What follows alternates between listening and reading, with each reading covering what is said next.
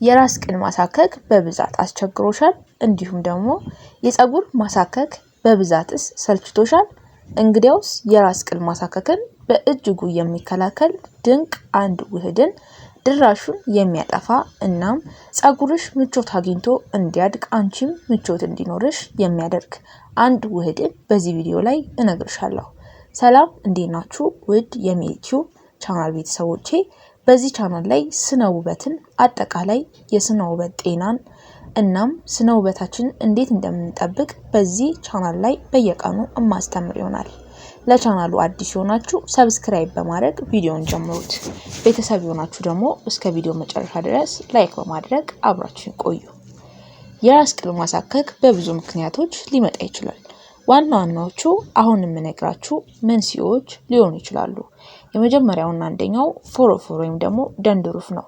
ይህ በጣም የተለመደው መንስኤ ነው። የራስ ቅል ላይ የፈንገስ መራባት ወይም የቆዳ መድረቅ ሲኖር ፎሮፎር ይፈጠራል። ይህም ከባድ ማሳከክን ያስከትላል። ሁለተኛው ለኬሚካሎች የሚኖር አለርጂ ወይም ለአለርጂ በብዛት መጋለጥ። የምንጠቀማቸው አንዳንድ ሻምፖዎች፣ ኮንዲሽነሮች ወይም የፀጉር ቅባቶች በተለይም ሰልፋይት እና ፓራቤን የበዛባቸው ከሆነ ቆዳን ሊያስቆጡና ሊያሳክኩ ይችላሉ። በተጨማሪም ቅባቶች በደንብ ሳይታጠቡ ሲቀሩ የራስ ቅል ላይ ተከማችተው ማሳከክን ይፈጥራሉ። ሶስተኛ የራስ ቅል በብዛት መድረቅ ነው። ሁሌም የራስ ቅላችሁ ደረቅ ከሆነ ዴሪ ስካልፕ የምንለው የራስ ቅል ካላችሁ ተፈጥሯዊ ዘይቱን ሲያጣ ቆዳው ይቀራረፋል። በዚህ ምክንያት ከፍተኛ ማሳከክ በፀጉር ላይ ይፈጠራል። አራተኛ ጭረት ወይም የፈንገስ ኢንፌክሽን የምንለው ነው። ይህ በፈንገስ ምክንያት የሚመጣ ሲሆን ማሳከክ ብቻ ሳይሆን የፀጉር መነቃቀልን፣ በክብ ቅርጽ የቆዳ መለጠጥን ሊያስከትል ይችላል። በዚህም አማካኝነት ከፍተኛ የፀጉር ማሳከክ ያጋጥማቸዋል። አምስተኛ ከመጠን በላይ ማላብና ቆሻሻ ፀጉር ላይ መከማቸት ነው። ፀጉራችሁን በየ2 ሳምንቱ ማትታጠቡ ከሆነ ፀጉርን በወቅቱ አለመታጠብ ላብና አቧራ የራስ ቅል ላይ ተከማችተው ባክቴሪያ እንዲራባና ፈንገስ እንዲራባ ያደርጋል። ይህም የፀጉር ንጽህናን አለመጠበቅ በከፍተኛ ሁኔታ እያደር ወደ ፎሮፎር ወደ ማሳከክ ደረጃ ይሄዳል ማለት ነው። ታዲያ ፀጉርን ማሳከክን በእጅጉ የሚከላከል አንድ ውህድን በዚህ ቪዲዮ ላይ ይዤላችሁ መጥቻለሁ። እሱም እንግዲህ የአፕል ሳይደር ቪኒጋርን ውህድ መቀባት ነው።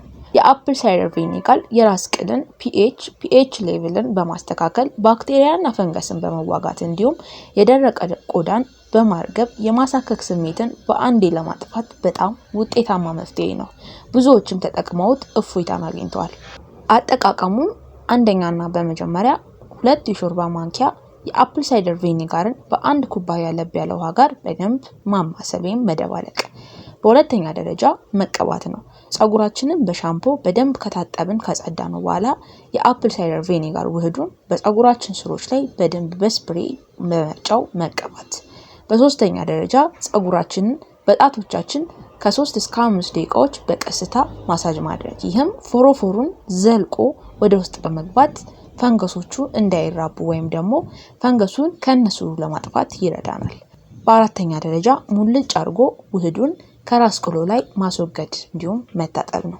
ለማቆየት ከ30 ደቂቃ በላይ ማቆየት አይመከርም።